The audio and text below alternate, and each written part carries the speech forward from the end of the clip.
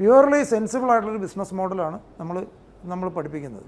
കാരണം ഇതൊരിക്കലും നിങ്ങൾ ഗ്രീൻ പ്ലാനറ്റ്, നിങ്ങൾ എന്ത് ബിസിനസ്സാണ് ചെയ്യുന്നതെന്ന് പറഞ്ഞാൽ ഞാൻ ഗ്രീൻ പ്ലാനറ്റ് ബിസിനസ് പറയരുത്. നിങ്ങൾ നിങ്ങളുടെ ഓൺ ബിസിനസ്സാണ് ചെയ്യുന്നത്. ഗ്രീൻ പ്ലാനറ്റിൻ്റെ പ്രോഡക്റ്റും അവരുടെ ഗ്രീൻ പ്ലാനറ്റ് ടെക്നോളജി ഉപയോഗിച്ച് ഞാൻ എൻ്റെ ബിസിനസ് ഞാൻ ചെയ്യുന്നത്. നമ്മളിപ്പോൾ ഒരു ഹിന്ദുസ്ഥാൻ ലിവറിൻ്റെ ബിസിനസ് ചെയ്യുന്ന ഒരാൾ അയാളുടെ ബിസിനസ്സാണ് ചെയ്യുന്നത്. അല്ലെങ്കിൽ കോൾഗേറ്റിൻ്റെ ബിസിനസ് ചെയ്യുന്ന അയാളുടെ ബിസിനസ്, കോൾഗേറ്റിൻ്റെ ബിസിനസ് ചെയ്യാനല്ല അയാളിരിക്കുന്നത്, അയാളുടെ ബിസിനസ് എന്ന് പറയുന്നത് നമ്മൾ ഓരോരുത്തരും ഒരു ബിസിനസ് ഓണറെ പോലെ ചിന്തിക്കുകയും സംസാരിക്കുകയും ചെയ്യുക. നമ്മളൊരു ബിസിനസ് ഓണറാണ്. ആ ബിസിനസ്സിന് അതിന് ഹെൽപ്പ് ചെയ്യാൻ വേണ്ടിയുള്ള പ്രൊഡക്റ്റുകളും സാധനങ്ങളും നമ്മൾ ഉപയോഗിക്കുന്നു. അതായത് ഗ്രീൻ പ്ലാനറ്റ് ഒരു പ്രൊഡക്റ്റ് സപ്ലയർ കമ്പനിയാണ്. ഈ ലെവലിൽ കണ്ടാൽ മതി, നമ്മളൊരു ബിസിനസ് ഓണറാണ്. ഗ്രീൻ പ്ലാനറ്റ് പ്രൊഡക്റ്റ് സപ്ലയർ കമ്പനിയാണ്. നല്ല പ്രോഡക്റ്റ്, വേൾഡ് ക്ലാസ് പ്രോഡക്റ്റ് ഉണ്ട്, അതിൻ്റെ സപ്ലയർ കമ്പനിയാണ് ഗ്രീൻ പ്ലാനറ്റ്. നമ്മൾ അതിൻ്റെ ഒരു ബിസിനസ് ഓണർ. ഈ മെച്യൂരിറ്റി നമുക്കുണ്ടാകണം. നമ്മൾ പലപ്പോഴും വേറൊരു ഇതിനകത്ത് ഗ്രീൻ പ്ലാനറ്റിലുള്ള ഏറ്റവും വലിയ അഡ്വാൻറ്റേജ് എന്താണ്? നമ്മൾ ഇൻഡിപെൻഡൻ്റ് ആയിട്ട് അല്ല, നമ്മൾ ഒറ്റയ്ക്ക് ചെയ്യാവുന്നിടത്തോളം നമ്മൾ കസ്റ്റമർ ബേസ് ഉണ്ടാക്കി ചെയ്യുക. അത് നമുക്ക് പ്രാക്ടിക്കൽ നോളജ് തരും, എക്സ്പീരിയൻസ് തരും, ഇമ്മീഡിയറ്റ് റവന്യൂ തരും. ഇതിനി എത്ര പേരെ കൊണ്ട് ഡ്യൂപ്ലിക്കേറ്റ് ചെയ്യാം, അതാണ് നമ്മുടെ വിജയം.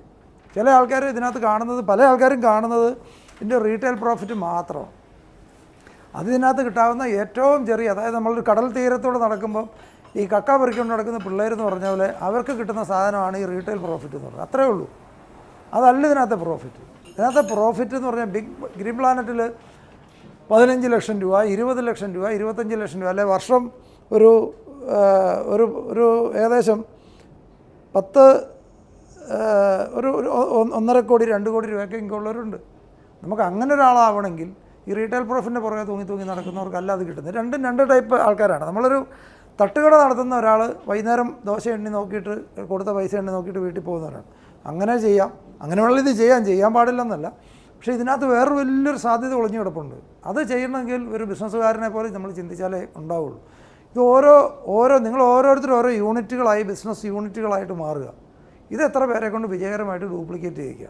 ഇത് രണ്ടും ഒരുപോലെ ചെയ്തു പോയാൽ വലിയ ടേൺ ഓവർ ഉണ്ടാക്കാൻ പറ്റും, വലിയ ബിസിനസ് ഉണ്ടാക്കാൻ പറ്റും.